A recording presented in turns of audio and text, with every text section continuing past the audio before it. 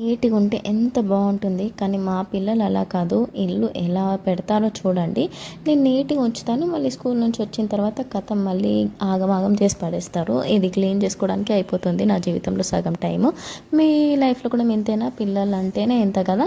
So, ఇక్కడైతే మంచిగా Friday రోజు తీసిన షార్ట్ అనమాట. అప్పటి నుంచి వేరే వీడియోస్ అప్లోడ్ చేస్తున్నాను కానీ ఇదైతే అలానే ఉండిపోయింది.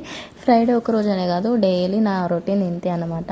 ఇంకా ఈ ఫ్రైడే రోజు అంటే మార్నింగే బట్టలు ఉతికేసి కొన్ని బోళ్ళు ఉంటే తోమేసుకున్నాను. ఇల్లు ముందు రోజు నైటే క్లీన్ చేసేసుకున్నాను. మంచిగా తడిగుడ్డ పెట్టేసి తూడ్చి మంచిగా పెట్టుకొని ఇంకా పండుకున్నాము. పండుకున్నాక తెల్లారి లేసిన తర్వాత మిగతా పనులన్నీ చేసేసుకొని తలస్నానం చేసి మంచి శారీ కట్టుకున్నాను. ఈ శారీ అయితే మమ్మీ వాళ్ళు పెళ్ళిలో అందులో వేస్తారు కదా బాక్స్లో, ఆ శారీలో నుంచి ఒక శారీ. దీనికి లేస్ వచ్చిందనమాట. ఆ లేస్ నాకు నచ్చక నేను పీక్ పడేశాను. నాలాగా మీలో ఎంతమంది ఉన్నారు లేస్ నచ్చకపోతే పీకేసి శారీ కట్టుకునే వాళ్ళు?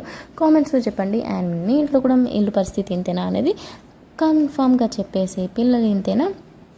ఇంతకీ మరి వాళ్ళ దివాళీ క్లీనింగ్ ఎక్కడి దాకా వచ్చింది మీ ఇంట్లో? రేపు దివాళీ కదా, సో దానికి సంబంధించిన షార్ట్స్ కూడా పెడుతూ ఉంటాను. ఇవన్నీ మిస్ అవ్వద్దు అంటే మన ఛానల్ని లైక్ కొట్టేసి సబ్స్క్రైబ్ చేసుకొని ఉంచుకోండి. See you all soon. Bye.